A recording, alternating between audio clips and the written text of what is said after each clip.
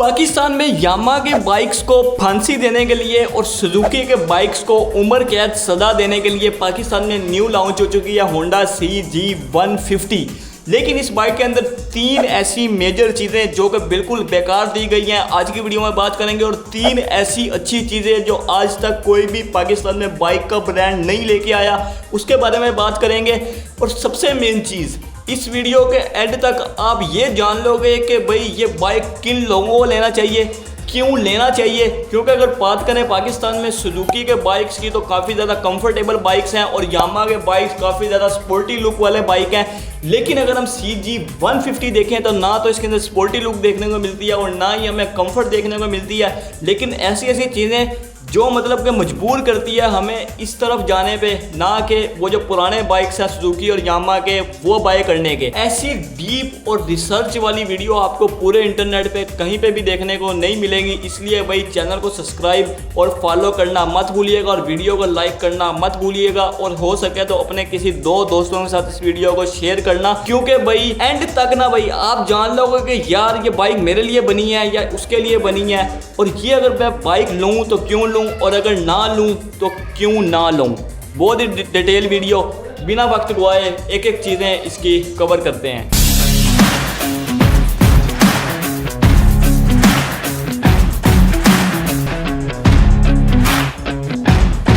तो जनाब सबसे पहले हम इसके डिज़ाइन एंड लुक्स के बारे में बात करते हैं कि हमें ये बाइक कैसा देखने को मिलता है। तो इसकी पूरे बाइक की एक रेट्रो स्टाइल का ये बाइक है और पाकिस्तान और इंडिया में यामाहा RX 100 ये बाइक हमें ऐसा देखने को मिलता है। पीछे तो बिल्कुल ये वैसा लगता है RX 100 की, बिल्कुल ये काफ़ी आप कह लो किस्म की फ्रंट, इसकी हेडलाइट, इसके मीटर, बिल्कुल हमें ये वो देखने को मिलता है। इसकी जो लुक्स है वो काफ़ी ज़्यादा सिंपल है, जैसे CG125 की उससे थोड़ी सी बात अच्छी कर दिया, लेकिन सिंपल बनाया गया है। इसको कोई आगे वो ऐनक मैनक लगा के और एक स्पोर्टी लुक बिल्कुल भी नहीं दी गई। इसकी अगर सीट के बारे में बात करें तो बिल्कुल इसकी हमें फ्लैट सीट देखने को मिल जाती है। उसके अलावा जनाब अगर हम बात करें इसकी फ्रंट हेडलाइट की, तो हमें हेडलाइट इसकी राउंड देखने को मिलती है, जो कि इन्होंने YBR, यामाहा YBZ और सुजुकी के बाइक से कॉपी की गई है। अगर हम सुजुकी का 150 देखें उसकी भी राउंड है, तो उन्होंने CG वालों ने यानी कि होंडा वालों ने इस चीज़ को पकड़ा है कि भाई लोगों को राउंड पसंद है। इसलिए अगर हम बात करें होंडा के दूसरे बाइक्स की यानी कि CG125 की या CB150 की या CB125 की, तो उसकी उन्होंने दूसरी किस्म की लाइट दी हुई है। लेकिन इसके अंदर हमें राउंड लाइट के साथ इसके अंदर हमें पार्किंग लाइट भी देखने को मिलती है। और इस बाइक के अंदर में मोस्टली जो है स्पेयर पार्ट्स हमें क्रोम के देखने को मिलते हैं, यानी कि साइड के टापे क्रोम के हैं। उसके अलावा इसके अंदर हमें जो शॉक्स हैं वो भी हमें क्रोम की देखने को मिलती है। बॉडी गार्ड हमें जो है वो भी क्रोम का देखने को मिलता है। और सबसे मेन चीज़, इस बाइक के अंदर जो मीटर दिया गया है ना, वो एनालॉग मीटर दिया गया है। अभी आगे चल के आपको बताऊंगा कि इनको क्या करना चाहिए था, लेकिन भाई हमें एनालॉग मीटर देखने को मिलता है। और ये जो एनालॉग मीटर है ये CB150 का कॉपी किया गया है, यानी कि जो होंडा वालों ने अपने 150 cc CB150 के अंदर दिया हुआ था उसी को उठा के CB150F वाला मीटर इस बाइक के अंदर लगाया गया है। कोई भी न्यू मीटर नहीं है। उसके बाद अगर बात करें बैक, मैंने आपको बता दिया इसकी बिल्कुल ऐसी है। और हाँ, इंडिकेटर्स पे आ जाते हैं। इस बाइक के अंदर जो इंडिकेटर दिए गए हैं ना, नो डाउट वो जो 70 cc बाइक होंडा की हैं यानी कि CD70 बिल्कुल वैसे लुक देते हैं। चारों इंडिकेटर इतने मुझे बकवास लग रहे हैं यार, मैं आपको बता ही नहीं सकता।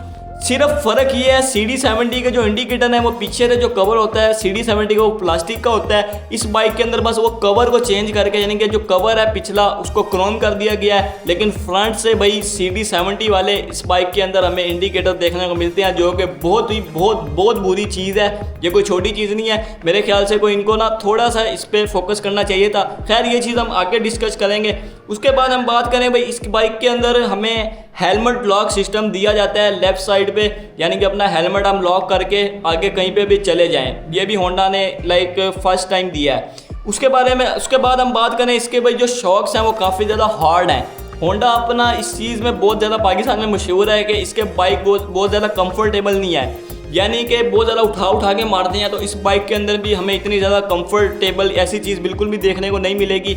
ये बाइक हार्ड शॉक्स के साथ आया है। अभी, लेकिन मुझे पक्का नहीं 100% मैंने चलाया नहीं है, लेकिन मैंने बहुत से वीडियोज़ में देखा है, वहाँ पे यही बताया जा रहा था कि भाई इसके जो शॉक्स हैं इतने ज़्यादा कंफर्टेबल नहीं हैं, जैसे सुजुकी के भाई जो बाइक्स हैं वो काफ़ी ज़्यादा कंफर्टेबल हैं। उसके बाद हम बात करें भाई इसके फ्यूल टैंक की। इसकी जो फ्यूल टैंक है वो है 11.4 लीटर की।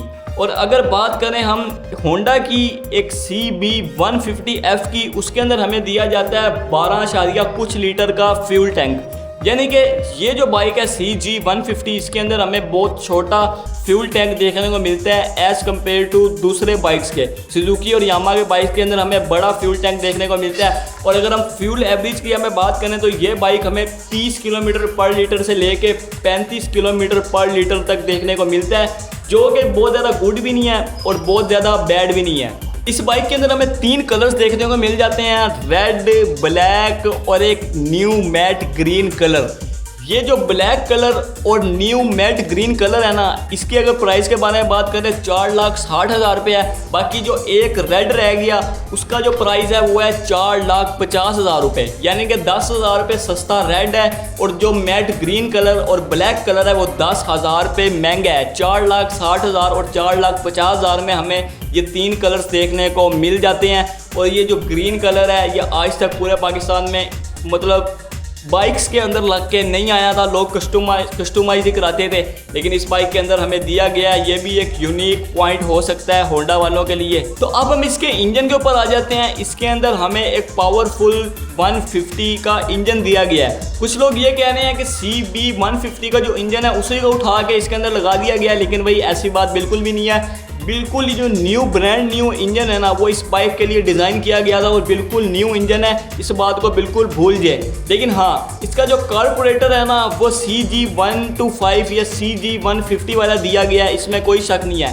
कार्बोरेटर देने की वजह ये है पुराना कि भाई हम अगर पाकिस्तान के किसी भी जगह पे चले जाएं, अगर हम पहाड़ों वाले इलाके में हिल्स वाली साइड पे चले जाएं, वहाँ पे हमें मिस्त्री वगैरह जैसे सुजुकी के या यामा के ना स्पेयर पार्ट मिलते हैं ना मिस्त्री। अगर मिस्त्री मिल जाए तो स्पेयर पार्ट मोस्टली हमें नहीं मिलते।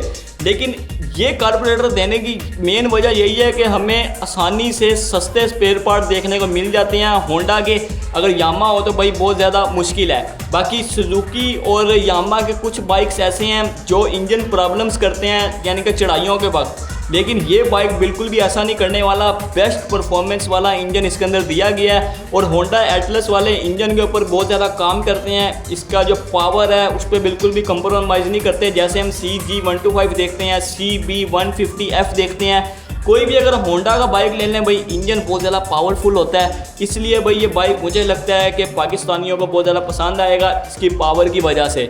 इस बाइक के अंदर हमें किक के साथ साथ सेल्फ का भी ऑप्शन देखने को मिलता है, जो कि CG125 के अंदर भी हमें देखने को मिलता था। उसके बाद जनाब हम इसके व्हील्स के ऊपर आ जाते हैं। तो व्हील्स के अंदर हमें डुअल इसके अंदर अलॉय रिम्स देखने को मिलते हैं, जो कि बहुत ज़्यादा बड़े भी हैं और ज़बरदस्त हैं। साथ ही साथ हमें डुअल डिस्क ब्रेक देखने को मिलती है। और सबसे मेन चीज़, इस बाइक के अंदर new braking system CBS braking system दिया गया है, यानी कि कंबाइन ब्रेकिंग सिस्टम। CBS का मतलब ये है, इसका मतलब ये है अगर आप फ्रंट की ब्रेक लगाओगे तो पिछली ब्रेक ऑटोमेटिकली लगेगी, और अगर आप पिछली ब्रेक लगाओगे तो फ्रंट की ब्रेक जो है ऑटोमेटिकली लगेगी। इसका फ़ायदा ये होगा अगर हम फ्रंट की लगाते हैं एकदम गिर जाएंगे, अगर हम पिछली लगाते हैं तो एकदम बैलेंस ख़राब होगा। तो इस ब्रेकिंग का काफ़ी ज़्यादा फ़ायदा है। ये CG होंडा वालों ने बहुत ज़्यादा अच्छी चीज़ किया है, जो इसके अंदर हमें ये वाला ऑप्शन देखने को मिलता है। उसके बारे में अगर बात करें, टायर के बारे में बात करें, तो इसके अंदर हमें 150 जितना ही टायर देखने को, बड़ा डिस्क ब्रेक के साथ टायर देखने को मिलता है। तो जनाब हम इसके 3 ऐसी न्यू चीज़ों के बारे में बात करते हैं जो मैंने आपको बताया इस बाइक के अंदर अलग दी गई हैं। तो सबसे पहले इसका जो कलर है मैट ग्रीन कलर, आज तक हमें सुजुकी के अंदर, यामा के अंदर और किसी बाइक के ब्रांड के अंदर नहीं देखने को मिलता। इसके अंदर ये कलर दिया गया है जो कि इसका ये यूनिक सेलिंग पॉइंट हो सकता है। नंबर 2 पे अगर इसकी बात करें हम, जो न्यू चीज़ दी गई है जो आज तक किसी के अंदर नहीं दी गई, वो भाई हमें सीट के नीचे जो हेलमेट का लॉक का ऑप्शन है वो दिया गया है। ये भी इसके अंदर बहुत ज़्यादा हमें तगड़ा दिया गया है। और नंबर 3 एंड की अगर बात करें तो भाई इसके अंदर हमें CBS ब्रेकिंग सिस्टम, जैसा कि मैंने आपको बताया, ये दिया गया है। ये भी हमें होंडा के या यामा या सुजुकी के बाइक्स के अंदर और में देखने को नहीं मिलता। ये भी एक इसके अंदर अच्छी चीज़ है। 3 इसकी बहुत ज़्यादा ज़बरदस्त चीज़ें हैं। अब फाइनल इसकी 3 ऐसी चीज़ों के बारे में बात करते हैं जो कि CG वालों ने खच मारी है, चबल मारी है। ऐसा बिल्कुल भी नहीं करना चाहिए था। उसके अंदर भाई नंबर 1 पे जैसा कि मैंने आपको बताया, इसके जो इंडिकेटर्स हैं वो बहुत ज़्यादा चबल से लगाए गए हैं। मुझे लगता है कि बहुत ही ज़बरदस्त ये उसके जो इंडिकेटर्स हैं वो बना सकते थे, थोड़ा सा और खर्चा होता, लेकिन इन्होंने भाई चबल तो मारनी थी, समझ रहे हो ना, वो चीज़ है। बाकी अगर नंबर 2 पे इसके बात करें हम डिजिटल मीटर की, अभी इसके अंदर एनालॉग मीटर है, जैसा मैंने आपको बताया इसके अंदर भाई डिजिटल मीटर इनको लाजमी से देना चाहिए था। डिजिटल मीटर इसके अंदर दे देते ना, मैं गारंटी के साथ कह सकता हूँ जितने अब लोग इसको लाइक कर रहे हैं ना, इससे कई गुना ज़्यादा लोग इसको लाइक करते हैं कि यार हाँ एक डिजिटल मीटर है। लेकिन यार इसके अंदर वही एनालॉग मीटर जो सुजुकी के बाइक्स के अंदर या यामा के बाइक्स के अंदर हमें देखने को मिलता है, या खुद के ही अगर होंडा के बारे में बात करें तो हर बाइक के अंदर हमें एनालॉग मीटर। यार क्या करते हो, 2025 का दौर जा रहा है, 26 आने वाला है, पता नहीं यार। इंडिया में आपको बताऊं, अगर छोटा सा बाइक भी लॉन्च होता है ना 100 सीसी भी, उसके अंदर भी हमें डिजिटल मीटर देखने को मिलता है। लेकिन यार ये बहुत ज़्यादा बैड चीज़ है, मेरे ख्याल से इनको जो इंडिकेटर्स है उसके ऊपर फोकस लाजमी से करना चाहिए था। और नंबर 3 पे जो इन्होंने खच मारी है वो मारी है टैंक की। टैंक का गई यार डिज़ाइन थोड़ा सा अलग रखते, बिल्कुल ही बेसिक सी सिंपल सी टैंक दे दी गई है। और चलो ठीक है, मैं मानता हूँ मतलब आपने ये चीज़ कर दी है, चलो इसके जो ग्राफिक्स हैं कम से कम उसके ऊपर आपको काम करना चाहिए था। इस बाइक के अंदर हमें इतने ज़्यादा ग्राफिक्स नहीं देखने को मिलते, सिर्फ 2-3 ऐसी लाइंस देखने को मिलती है। मेरे ख्याल से इसके ग्राफिक्स और जो सारे टैंक के स्टिकर्स वगैरह हैं उसके ऊपर CG एटलस वालों का काम करना चाहिए था, लेकिन इन्होंने नहीं किया।